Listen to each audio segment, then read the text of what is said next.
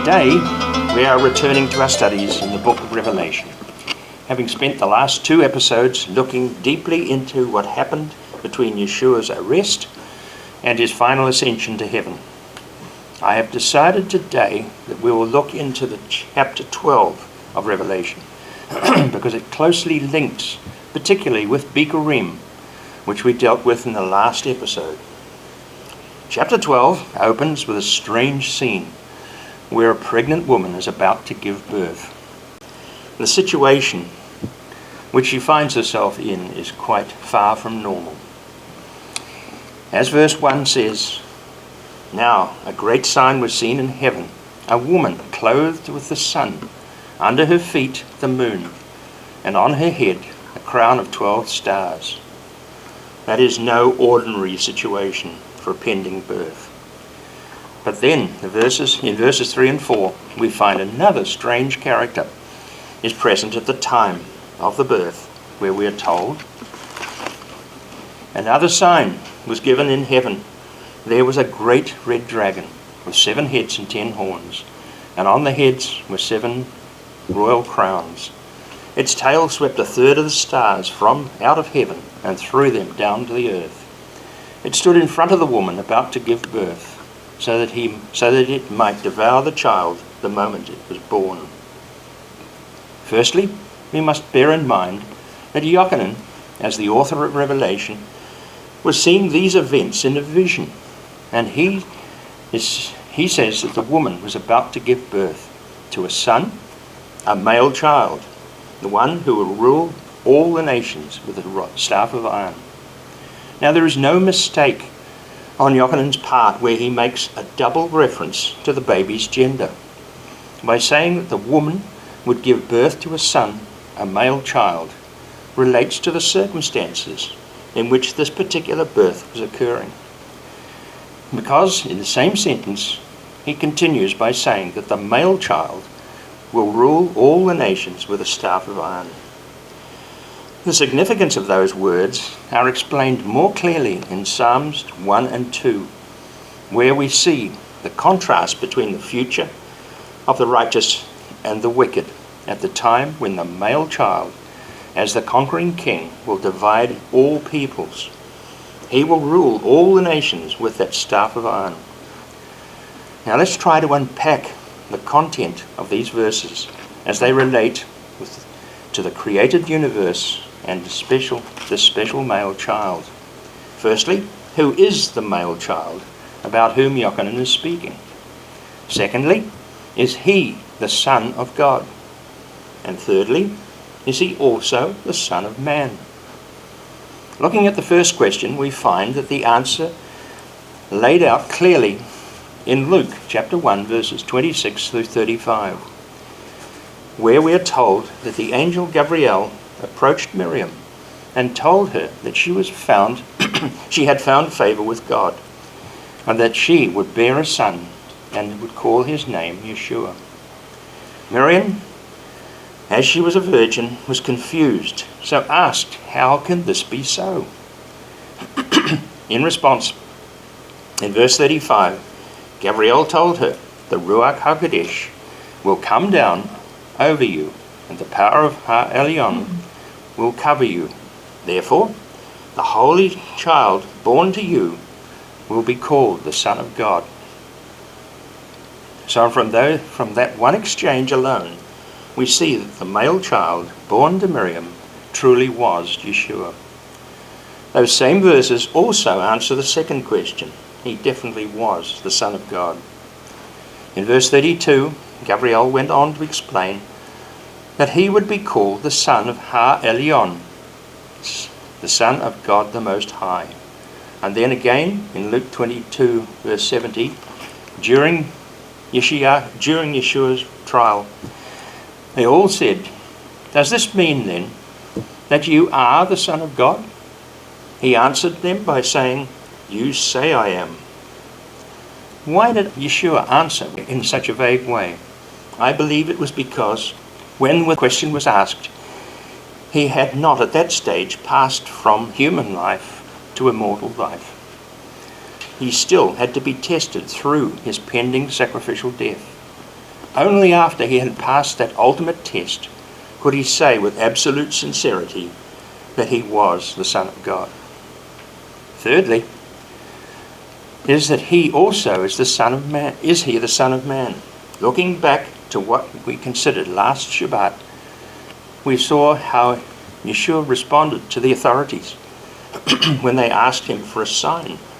And he gave them the sign of Jonah, saying in Matthew chapter 12 verse 40, just as Jonah was 3 days and 3 nights in the belly of the sea monster, so will the Son of Man be 3 days and 3 nights in the depths of the earth. Yes, Yeshua truly was the Son of Man. So having established that Yeshua was the Son of God and also the Son of Man, we can now start to consider how it all fits together with the vision that Yochanan saw in Revelation chapter 12. Moving on to the latter part of verse 5 and through verse 6, we are told her child was snatched up to God and his throne, and she fled into the desert, where she had a place prepared by God so that she could be taken care of for 1260 days. How do these words relate to the birth of Yeshua? The wording in those verses is rather obscure because Yochanan is seeing the birth of Yeshua as part of a series of visions about what's taking place in what he understood as the day of the Lord. However, as we all know, the birth of Yeshua occurred 2,000 years before the day of the Lord had begun. So, with that time shift in mind, we need to view the whole of Revelation chapter 12 as being a very early precursor of the day of the Lord. So, dealing firstly with Yeshua's birth, we need to see it in context with the overall sovereign plan of God, which we know from Bereshit, or Genesis chapter 1, following the creation of the universe and the preparation of the earth for human habitation, God finally created mankind in his own likeness. Then, starting in chapter 2, verse 4, we are told that Ha-Elyon refers to himself from that point forward as Yahweh God. It was at that stage that Yahweh God placed Adam in Gan-Eden with the instruction not to eat from the forbidden fruit. However, the adversary also entered the picture at that stage as the serpent who coerced Adam and Havah into eating the forbidden fruit. The outcome of that deception was that Yahweh God made a decree towards the serpent, who we now know, of course, was a proxy of Satan himself. The decree that was made in Genesis chapter 3, verse 15, was that I will put animosity between you and the woman, and between your descendant and her descendant, and he will bruise you in the head, and you will bruise him in the heel. That decree precipitated a long, protracted battle between Satan and Yahweh God. The battle has always been about who would have the ultimate authority over mankind. Satan, who was originally known as El or Lucifer in the English, under both names is referred to in the beginning as being the shining one, or as he's spoken about in Yeshayahu, was Isaiah chapter 14 verse 12 to 14, as being the bright morning star or the son of the dawn. Satan had always contested the right to have dominion and authority over all mankind, right through every stage of the scriptural plan to date. But we also know from Revelation chapter 20 verse 2 that he will be chained and put in the abyss for a period of 1,000 years upon the return of Yeshua. But what we're dealing with in the earlier part of Revelation chapter 12 is looking back at the circumstances surrounding the birth of Yeshua as the Son of God and also as the King of the Jews. The words in chapter 12 verse 1 where it says, "Now the great sign was seen in heaven, a woman clothed with the sun, under her feet the moon, and over her head a crown of 12 stars, suggests a heavenly birth. But as we have seen from Yochanan's vision, he's seeing the birth of Yeshua on earth as the Son of Man. Time does not permit for us to consider the many times that Satan challenged Yahweh God throughout the development of God's sovereign plan, as it relates to the physical descendants of Abraham through Yitzhak and Yaakov, and latterly, of course, throughout the time that the nation of Israel dwelt in Eretz Israel before the destruction of the first temple.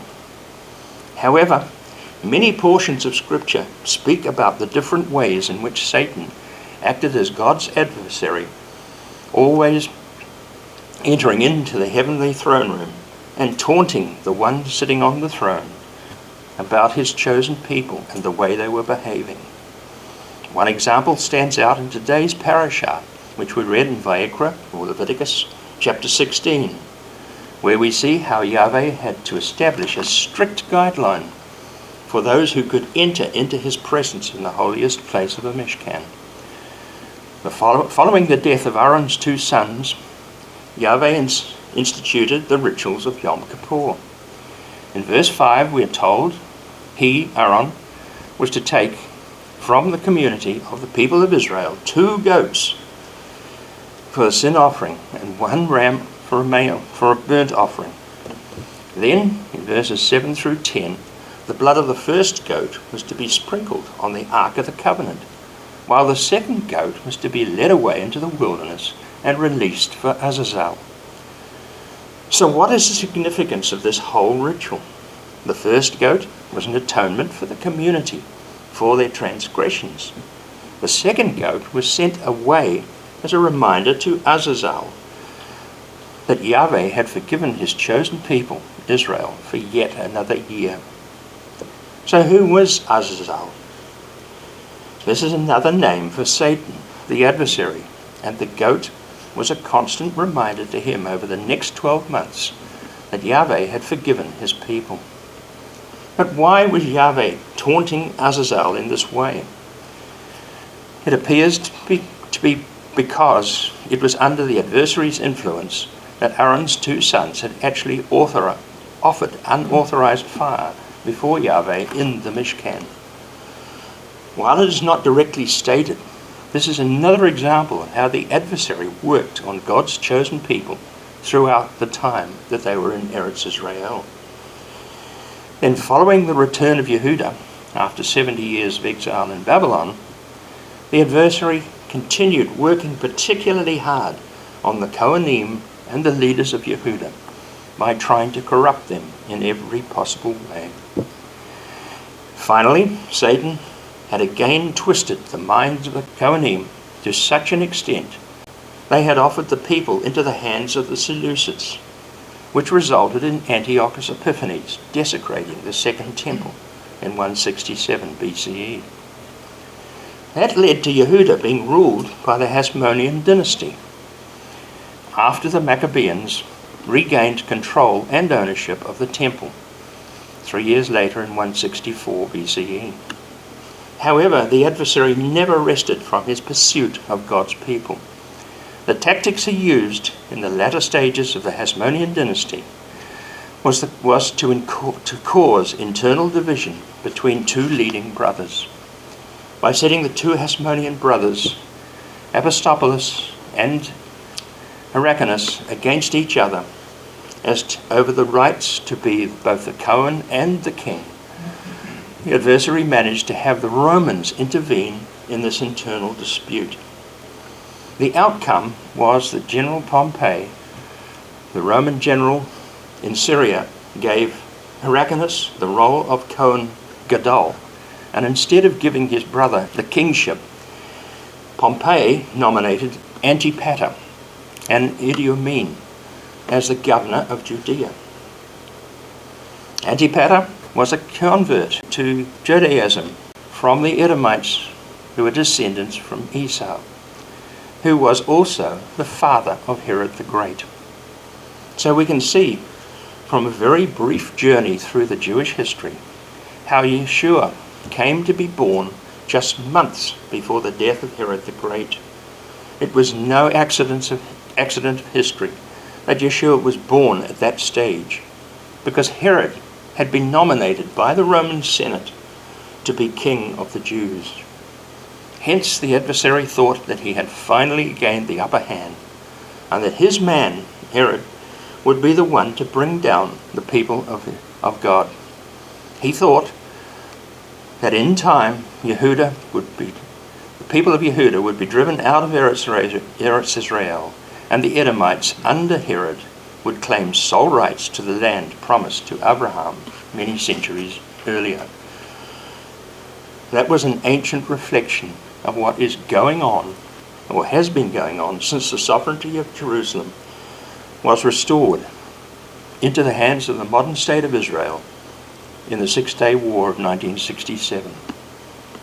But little did the adversary know that during the reign of Herod, that Yahweh God had already ordained Yeshua would be the rightful son and heir, who was going to be born as a human, and that he would be the true King of the Jews.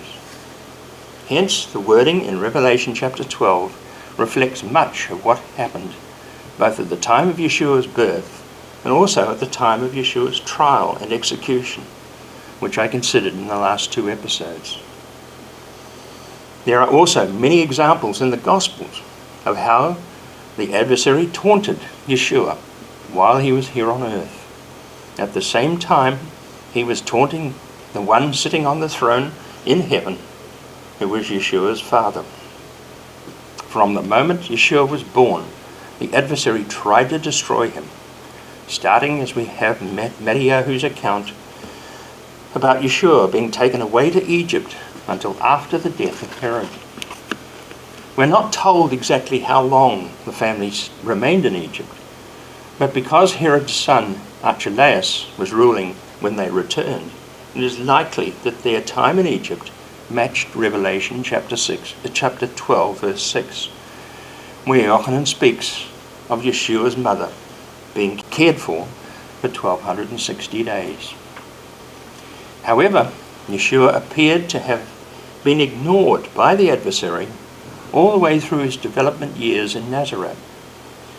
As we saw last week, the moment Yeshua returned from his 40 days in the wilderness following his immersion, the adversary challenged him 3 times, as recorded in Matthew chapter 4. Starting in verse 3, the tempter came and said to him, "If you are the Son of God, order these stones to become bread." Then in verse 6, "If you are the Son of God, jump down from the temple parapet." Finally, in verses 8 through 10, once more the adversary took him to the summit of a very high mountain and showed him all the kingdoms of the world, and said to him, "All this I will give you if you will bow down and worship me." "Away with you, Satan," Yeshua answered. "For the Tanakh says, worship Yahweh your God and serve him only." There are many other examples throughout the 4 Gospels where Satan challenged Yeshua in various ways, but each time Yeshua threw the taunts back at him with the words, "Do not put Yahweh your God to the test." On each occasion, the adversary was trying to get Yeshua to openly state that he was the Son of God and the Mashiach of Israel. Having failed on every occasion to get the upper hand, Satan finally used the powers of the ruling authorities to bring Yeshua to a point where he would be arrested, tried, and executed. That would have solved the whole problem of rulership rights, because by assuming that he had brought about the death of God's mortal human King of the Jews, and by having Yeshua executed, the adversary thought he had removed all rights and privileges from the one who had been his arch rival from the beginning of creation. But little did the adversary know that the one seated on the throne, whom Satan had for centuries been taunting about Israel, was the one who had arranged for Yeshua to be executed. It was not the work of Satan. Returning back to Revelation chapter 12, verses 7 through 9, we see that what happened when Yeshua had finally been raised from death and ascended into heaven on Bikkurim on the 18th day of Aviv in 30 CE, confirmed that Yahweh God was still firmly in charge of the whole situation. On that very day, the die was cast. The one seated on the throne, that is, the Father of Yeshua, made a terminal edict that what happened in Gan-Eden had now been brought to its climax. As we read in verses 7 through 9, there was a battle in heaven. Mikha'el and his angels fought against the dragon, and the dragon and his angels fought back. But it was not strong enough to win, so there was no longer any place for them in heaven. The great dragon was thrown out, and the ancient serpent was also known as the devil, Satan, the adversary, the deceiver of the whole world. He was hurled down to the earth, and with his angels were hurled down with him. At last, the arch-enemy of Yeshua had finally been cast out of heaven, away from the presence of the Father for the last time. But as it was not the right time for Yeshua to take his rightful place as king, the saga continued, albeit with Satan confined to the realms of the earth. He has never been able to return into the presence of the Father in heaven. That is why even in modern times, since Israel has been back in Isra'el, the adversary has been working hard to destroy the modern state of Israel. He has used every tactic possible to drive God's chosen people out of the land that Yahweh promised to Abraham that long time ago. So in turning again to Psalm 2, we can see how the words spoken by the psalmist are working themselves out right at this very point in history. The words of verses 1 through 3 sum up perfectly what is happening to the whole world today when it says, "Why are the nations in an uproar, the peoples grumbling in vain? The earth's kings are taking positions, leaders conspiring together against Yahweh and his anointed. They cry, 'Let's break their fetters, let's throw off their chains.' But what the national leaders don't seem to realize is that verse 4 says, 'He who sits in heaven laughs. Yahweh looks at them with derision.' So all the nations of the world are on a collision course with the one whom they are collectively rejecting. They have all listened intently to the lies of the adversary since he was thrown out of heaven. But because the political leaders and the theological advisors have failed to heed the words of Revelation and other parts of Scripture, they now are destined to encounter the calamities that will ultimately inflict Satan and the rest of his cohort. Satan knows that he has very little time left before he will be chained and placed in the abyss. So he is trying to take as many as he possibly can into destruction before he is incarcerated at the return of Yeshua. Returning once again to Psalm 2, we see that on that day of Bikkurim 30 CE, the Father who sits on the throne said to Yeshua in verse 7, "I will proclaim the decree. Yahweh said to me, 'You are my son. Today I have become your father.'" So we can see from these words of Psalm 2 verse 7 that the words of Revelation chapter 12 have been fulfilled as they were shown to Yochanan. Now we can continue looking at the rest of Revelation and see how all the events that have been on hold for nearly 2,000 years are finally coming to fruition in a way which has been portrayed through the words of Revelation itself. Sometime soon, when the Father in heaven will fulfill the words of Psalm 2, verse 6, and also verses 8 and 9, where he says, I myself have installed my king on Zion, my holy mountain. Ask me, and I will make the nations your inheritance. The whole wide world will be your possession. You will break them with an iron rod, shatter them like a clay pot. So it is time that we, who heed the words of Yahweh, to speak out, whether through videos such as these, or letters to the leaders of the nations, with the words that are given in Psalm chapter 2, verse 10, onward, where Yahweh said, Therefore, kings, be wise, be warned, you judges of the earth. Serve Yahweh with fear. Rejoice and with trembling. Kiss the Son, lest he be angry, and you will perish along the way, when suddenly his anger blazes. How blessed are those who take refuge in him. So in conclusion, we have seen that through the birth of Yeshua was timed to show that he truly was the King of the Jews, and also shows that in spite of the vain attempts to gain control of the world, the adversary is on track to be chained and incarcerated in the abyss for 1,000 years. We've also seen that all attempts, both ancient and modern, to have Israel removed from the land promised have always failed in accordance with both Psalms 1 and 2, along with Revelation. So we can see that there is no way that Satan will gain supremacy over Yeshua as the chosen Son of God.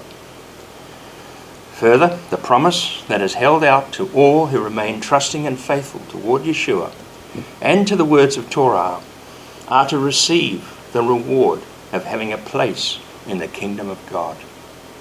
So until we meet again, Shabbat Shalom.